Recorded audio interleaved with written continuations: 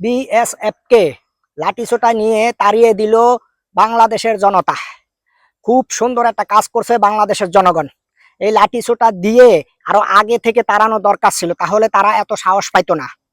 ওই গোমূত্র খাওয়া ওই হারামিরা এত সাহস পাইতো না বাংলাদেশের জনগণের উপরে গুলি করা এবং বাংলাদেশের অভ্যন্তরে ঢুকে বাংলাদেশের জনগণকে মারার।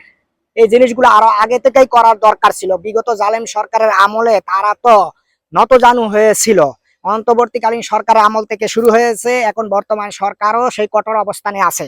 তো এই জিনিসগুলো যদি আরো আগে থেকে করা যেত তাহলে ভারতকে কোণঠাসা করা সম্ভব ছিল বাংলাদেশ বর্ডারে।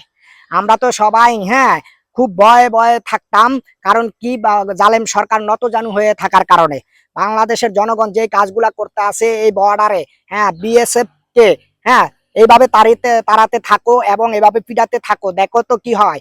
সামনে দেখবা তো এই বিএসএফ ভয়ে তোমার কথাই বলবে না, বাংলাদেশের অভ্যন্তরে ঢুকবে তার দূরে কথাই বলবে না। আর সরকার যদি কঠোর পদক্ষেপ নিতে পারে তাহলে তার কোনো কথাই নাই, তারা ভয়ে তারাই ডরাবে। বাংলাদেশের কোনো ভয় পাওয়ার কোনো সুযোগই নাই। ওই যে তারা হুমকি ধমকি দেয় না, কয়েক ঘন্টার ব্যাপার, কয়েক মিনিটের ব্যাপার বাংলাদেশকে দখল করা।